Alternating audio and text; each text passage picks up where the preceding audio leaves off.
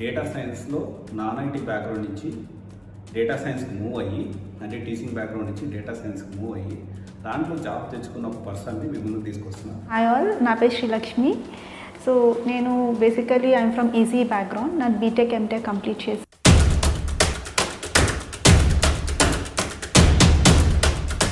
First time మీరు data science interview attend అయినప్పుడు so ఎలా అనిపించింది?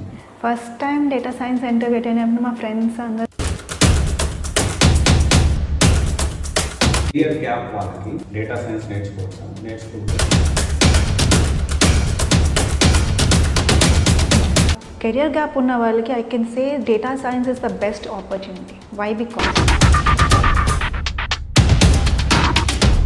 So hi guys, career gap వాళ్ళకి డేటా సైన్స్ నేర్చుకుంటే అంటే ఇప్పుడు గ్యాప్ వచ్చి ఉంటుంది, ఆ గ్యాప్లో ఏం చేస్తారు జనరల్గా ఎలా ఉంటుంది, ఆ గ్యాప్ని ఎక్స్పీరియన్స్ పెట్టాలి, కొంతమంది ఫేక్ సైడ్ పెట్టుకుంటూ ఉంటారు, కొంతమంది ఎలా ఈ గ్యాప్ని ఫిల్ చేస్తారు కానీ కంపెనీస్ అనేవి ఆఫర్ చేయరు.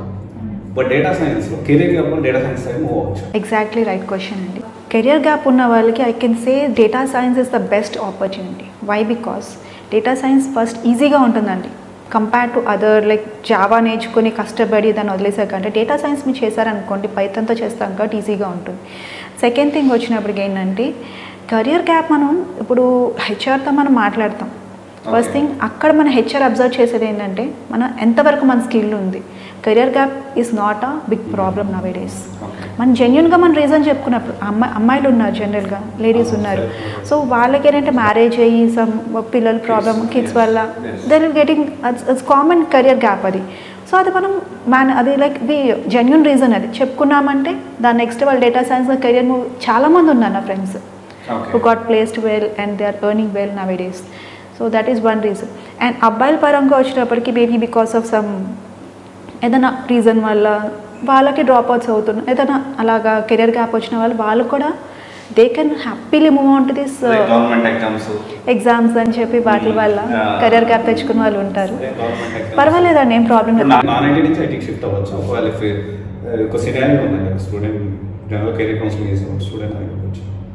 So he or she having around ఒక 5 years కెరీర్ గ్యాప్ అనుకుందాం.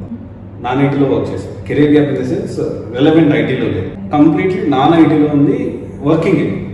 అలాంటి వాళ్ళు మూవ్ అవ్వచ్చా? ఎలా పాసిబిలిటీస్ ఎట్లా ఉంటారు? చక్కగా మూవ్ అవ్వచ్చండి. I'm the best example.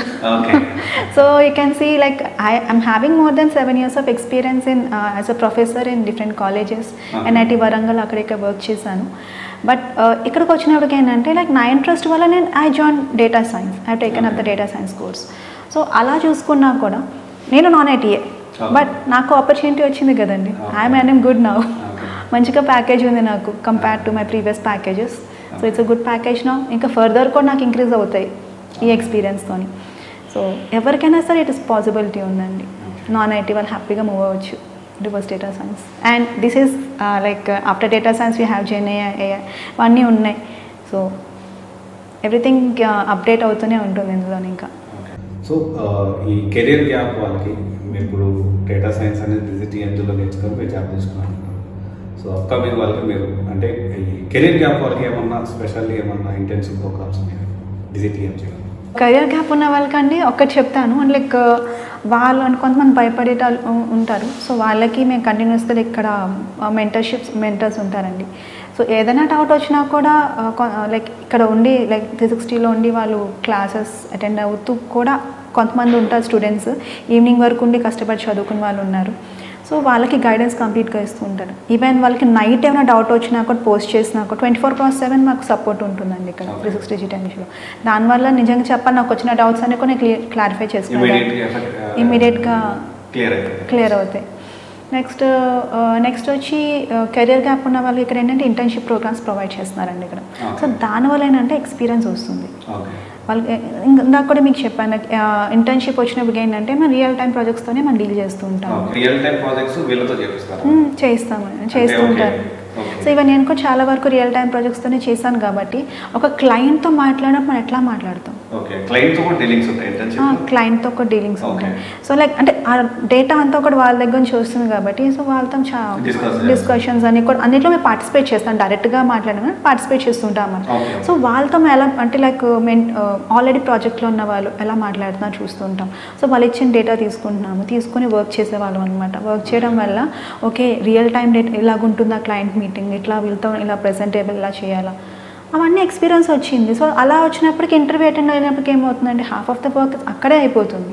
So that is the reason why ఇప్పుడు 360 డిజిట్ నుంచి వెళ్ళిన ప్రతి స్టూడెంట్ చాలామంది కూడా క్రాక్ చేస్తున్నారని ఇంటర్వ్యూస్. చాలామంది నాతో పాటు చేసిన వాళ్ళు got placed in good companies like big 4 కంపెనీస్లో అక్కడ నాకు ప్లేస్ అయిన వాళ్ళు ఉన్నారు with good salaries. Thank you అండి, thank you for your time. Thank you so much అండి.